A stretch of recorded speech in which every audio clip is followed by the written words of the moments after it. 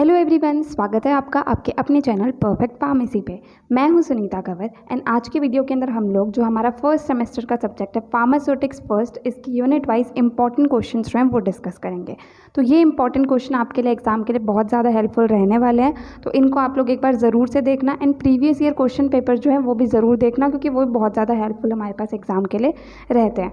बाकी previous year question paper हो गए या फिर इस सब्जेक्ट के और वीडियो लेक्चर्स हो गए या फिर दूसरे सब्जेक्ट के जो भी वीडियोज़ है वो सब आपको डिस्क्रिप्शन में उसका लिंक मिल जाएगा, वहाँ जाकर के चेक कर सकते हैं। एंड ये जो इंपॉर्टेंट क्वेश्चन है इसकी पीडीएफ आपको टेलीग्राम चैनल पर मिल जाएगी, वहाँ जाकर के चेक कर सकते हैं। ठीक है, एंड उसका लिंक भी आपको डिस्क्रिप्शन में मिल जाएगा। अब जो फार्मास्यूटिक्स हमारा सब्जेक्ट है ना, जहाँ तक मुझे लगता है फर्स्ट सेमेस्टर का सबसे ईजी सब्जेक्ट जो है वो यही रहने वाला है। बहुत ही सिंपल सा बेसिक सा इसका सिलेबस है एंड इसके अंदर जो भी चीज़ें हम लोग पढ़ेंगे ना, जैसे डोजेज फॉर्म मतलब दवाइयाँ जो है वो अलग अलग फॉर्म में होती है, सॉलिड, लिक्विड, गैस हो गए, सेमी सॉलिड हो गए, तो वो चीज़ हमारे पास पूरे एंड तक पूरी फार्मेसी के अंदर हम लोग को दवाइयों के बारे में ही पढ़ना है। तो ये चीज़ जो है वो हमारे साथ मतलब एंड तक चलती रहेगी। तो ये बहुत ही सिंपल सा सब्जेक्ट रहेगा, बहुत ही आसानी से आप इसको पूरा कंप्लीट पढ़ सकते हैं। तो सबसे पहले हम लोग देखते हैं यूनिट फर्स्ट के हमारे पास क्या क्या क्वेश्चंस रहेंगे। उससे पहले फर्स्ट यूनिट का सिलेबस हम लोग देख लेते हैं। तो फर्स्ट यूनिट के अंदर हम लोग को सबसे पहले तो historical background and development of profession of pharmacy, मतलब फार्मेसी जो है इसका हिस्टोरिकल बैकग्राउंड क्या है एंड जो फार्मेसी का प्रोफेशन है वो किस तरीके से जो है डेवलप हुआ है। ठीक है, तो यहाँ पर कंप्लीट यही सारी चीज़ें हमारे पास आ जाएगी। ये फार्मेसी एंड प्रोफेशन जो है फार्मेसी का उससे रिलेटेड। उसके बाद में डोजेज फॉर्म हमारा सेकंड टॉपिक आता है, थर्ड आता है प्रेस्क्रिप्शन एंड फोर्थ आता है पोसोलॉजी। ठीक है, ये हमारा फर्स्ट यूनिट का कंप्लीट सिलेबस हो जाएगा। अब फर्स्ट यूनिट में से क्वेश्चंस क्या क्या एग्जाम के अंदर पूछे जाते हैं। सबसे पहले तो डिफाइन फार्माकोपिया। फार्माकोपिया होता क्या है, इसकी सिंपली डेफिनेशन जो है वो हम लोग को पता होनी चाहिए। ठीक है, second is classify various types of dosage forms. तो डोजेज फॉर्म्स का जो कंप्लीट क्लासिफिकेशन है ना, solid, liquid, semi solid, gas, complete classification flow chart के रूप में हम लोग को यहाँ पर लिखना है एंड थोड़ी थोड़ी डेफिनेशन जो है वो सबकी यहाँ पर लिख देनी है। ठीक है, तो सिंपली फार्माकोपिया की डेफिनेशन जो है तो हमारे पास 2 मार्क्स के अंदर पूछी जा सकती है एंड ये कंप्लीट क्लासिफिकेशन जो है 5 मार्क्स के अंदर पूछा जाता है। ठीक है, नेक्स्ट इज डिफाइन प्रिस्क्रिप्शन। तो प्रिस्क्रिप्शन होता क्या है, सिंपली उसकी डेफिनेशन हम लोग को यहाँ पर बतानी है। Next is explain its various parts with one labelled example of prescription. तो प्रिस्क्रिप्शन के अलग अलग पार्ट्स क्या होते हैं वो हम लोग को एक्सप्लेन करने हैं पॉइंट वाइज एंड एक वेल लेबल डायग्राम बनाना है प्रिस्क्रिप्शन का कि प्रिस्क्रिप्शन होता क्या है एंड मतलब किस तरीके से प्रिस्क्रिप्शन होता है उसका डायग्राम हम लोग को यहाँ पर बनाना है। ठीक है, next is define posology, write various formulas for paediatric dose calculation. तो पोसोलॉजी होता क्या है, सिंपली उसकी डेफिनेशन लिखनी है।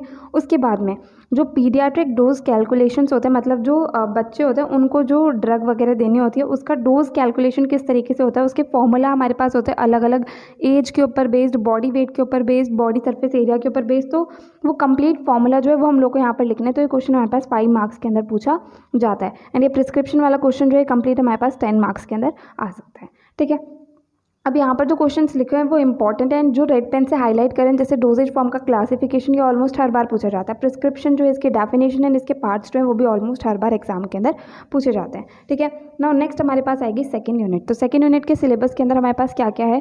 First topic is pharmaceutical calculations. ठीक है, फार्मास्यूटिकल कैलकुलेशंस के बाद में सेकंड टॉपिक इसके अंदर आता है पाउडर्स एंड थर्ड आता है लिक्विड डोजेज फॉर्म। ठीक है, तो ये 3 टॉपिक हमारे पास इसके अंदर रहेंगे। अब इसमें से क्वेश्चन क्या क्या रहेंगे हमारे पास में। First question is define proof spirit. तो प्रूफ स्पिरिट होता क्या है, इसकी सिंपली डेफिनेशन जो वो 2 मार्क्स के अंदर कभी कभी पूछ ली जाती है। Next is define the term powder. Powder होता क्या है, इसकी सिंपली डेफिनेशन हम लोग को बतानी है। Next is what are the advantages and disadvantages. तो पाउडर जो है ये एक हमारी सॉलिड डोजेज फॉर्म है, तो इसके एडवांटेजेस क्या क्या होते हैं, मतलब इस डोजेज फॉर्म के फायदे क्या क्या होते हैं, इसके नुकसान क्या क्या होते हैं वो हम लोग को यहाँ पर बताना है। Next is give classification of powders and discuss effervescent powders. तो पाउडर जो है इसका कंप्लीट क्लासिफिकेशन पहले बताना है, उसके बाद में एफर्वेसेंट पाउडर जो है इसके बारे में एक शॉर्ट नोट जो है हम लोग को यहाँ पर लिखना है। तो कंप्लीट क्वेश्चन हमारे पास 10 मार्क्स का आ जाता है। बाकी जो पाउडर है इसके एडवांटेजेस डिसएडवांटेजेस जो है वो बहुत बार पूछे जाते हैं, इसका क्लासिफिकेशन एंड एफर्वेसेंट पाउडर जो है इसके बारे में क्वेश्चन बहुत बार पूछा जाता है। Next is define dusting powder. तो डस्टिंग पाउडर क्या होता है उसकी डेफिनेशन। यूटैक्टिक मिक्सचर जो है ये क्या होता है उसकी डेफिनेशन। हाइग्रोस्कोपिक पाउडर जो है इसकी डेफिनेशन ये हम लोग को आनी चाहिए, 2 मार्क्स के अंदर पूछी जा सकती है। बाकी यूटैक्टिक मिक्सचर जो इसके ऊपर एक शॉर्ट नोट जो है वो भी 5 मार्क्स के अंदर हमारे पास आ सकता है। तो इसलिए यूटैक्टिक मिक्सचर के बारे में हम लोग को मतलब एटलीस्ट 5 मार्क्स का कंटेंट जो है उतना आना चाहिए जो हम इसके आंसर के अंदर लिख सकें। Next is classify liquid doses form, discuss the solubility enhancement techniques. तो लिक्विड डोजेज फॉर्म जो इसका कंप्लीट क्लासिफिकेशन हम लोग को यहाँ पर लिखना है। उसके बाद में जो सॉल्युबिलिटी एनहांसमेंट टेक्निक्स होती हैं लिक्विड डोजेज फॉर्म के अंदर वो हम लोग को बतानी है। तो एक कंप्लीट क्वेश्चन जो है हमारे पास 5 मार्क्स के अंदर या फिर 10 मार्क्स के अंदर जो है पूछा जा सकता है। ठीक है, अब नेक्स्ट हमारे पास में आती है थर्ड यूनिट। थर्ड यूनिट के अंदर भी लिक्विड डोजेज फॉर्म ही है, बट ये थोड़ा डिटेल के अंदर है। एक तो मोनोफेजिक लिक्विड डोजेज फॉर्म, इसके बारे में हम लोग को पढ़ना है। देन बायफेजिक लिक्विड डोजेज फॉर्म के अंदर सस्पेंशन आते हैं, इमल्शन आते हैं। तो ये सब हम लोग को थर्ड यूनिट के अंदर पढ़ना है।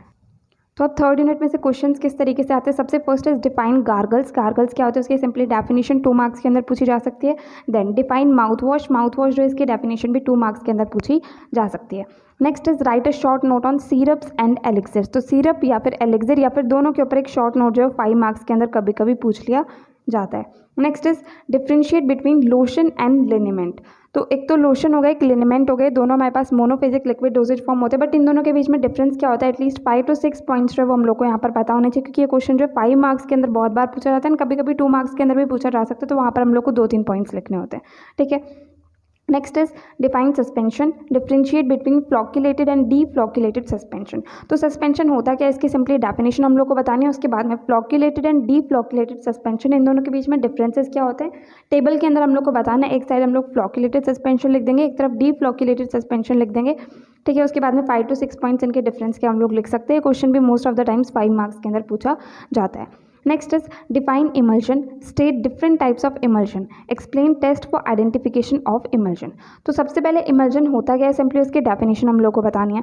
उसके बाद में जो अलग अलग टाइप्स के इमल्शन होते हैं जैसे ऑयल इन वाटर हो गए, वाटर इन ऑयल हो गए, देन माइक्रो इमल्शन हो गए। तो इस तरीके जो अलग अलग टाइप के इमल्शन होते हैं वो हम लोग को यहाँ पर बताने सिंपल डेफिनेशन के साथ में।